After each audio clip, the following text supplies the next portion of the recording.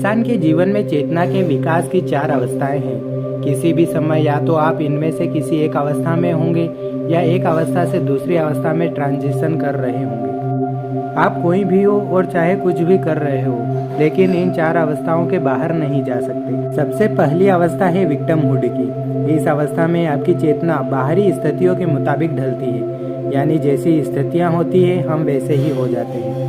बाहरी स्थितियाँ हमारे जीवन को नियंत्रित करती है। चेतना की इस अवस्था में रहने वाले लोग अपनी जड़ स्थिति के लिए दूसरों और परिस्थितियों को दोष देते हैं। वे स्वयं को परिस्थितियों के प्रभाव के रूप में देखते हैं। इन्हें पता नहीं होता कि वे अपने जीवन में क्या करें। वे अमूमन दुखी रहते हैं, डिप्रेशन का शिकार होते हैं, बीमार रहते हैं। अपनी हर तकलीफ के लिए वे अपने आसपास के लोगों को दोषी मानते हैं। बहुत दुर्भाग्य की बात है कि जनसंख्या का एक बड़ा हिस्सा अपना पूरा जीवन इसी अवस्था में रहकर काट देता है। चेतना की दूसरी अवस्था होती है अवेयरनेस की, यानी जब आप जीवन की दशा और दिशा पर अपना नियंत्रण बनाते हैं। चेतना की जागरूकता की इस अवस्था में व्यक्ति को पता होता है कि उसे जीवन में क्या करना चाहिए और जो चाहिए उसे पाने के लिए उसे क्या काम करने पड़ेंगे। काम को करने में रुकावटें क्या क्या आएंगी, वह उन रुकावटों को दूर कैसे करेगा। इस अवस्था में व्यक्ति एक से बढ़कर एक सांसारिक सफलताएं पाता है, जैसे बड़ा घर, बड़ी गाड़ी, बड़ी नौकरी। लेकिन इस अवस्था में व्यक्ति सफलताओं के पीछे अंधाधुंध भाग रहा होता है। वह जो चीज पाना चाहता है उसे पा लेने से पहले उसे चैन नहीं आता। कभी कोई चीज नहीं मिलती तो उसे तकलीफ भी बहुत होती है। तब वह दुगनी मेहनत से उसके पीछे भागा जाता है और आखिरकार उसे पाकर छोड़ता है। चेतना की तीसरी अवस्था होती है सरेंडर, यानी समर्पण की। इस अवस्था में व्यक्ति जीवन के साथ लय बनाता है, उसके अनुकूल हो जाता है। अमूमन इस अवस्था में व्यक्ति को कुछ ऐसी हैरतअंगेज सफलताएं मिलने लगती है कि उसे यकीन नहीं हो पाता है कि वह ऐसा कर पा रहा है।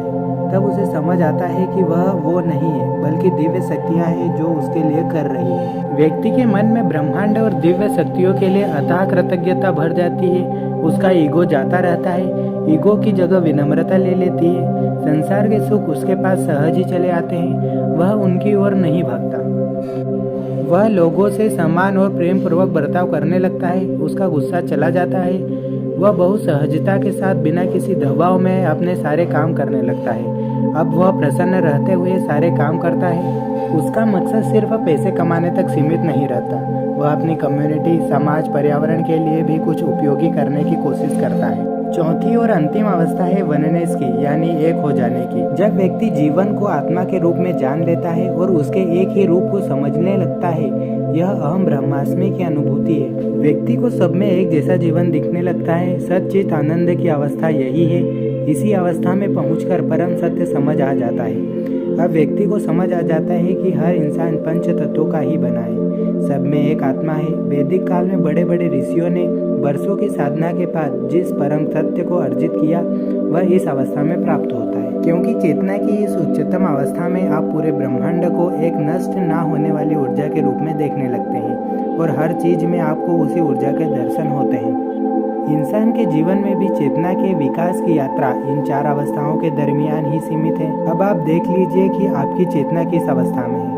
आप जिस भी अवस्था में हैं, अगर आप उसका अतिक्रमण कर उससे ऊपर की अवस्था में जाने पर विचार कर रहे हैं तो योग, ध्यान, प्राणायाम इस काम में आपकी बहुत मदद कर सकते हैं।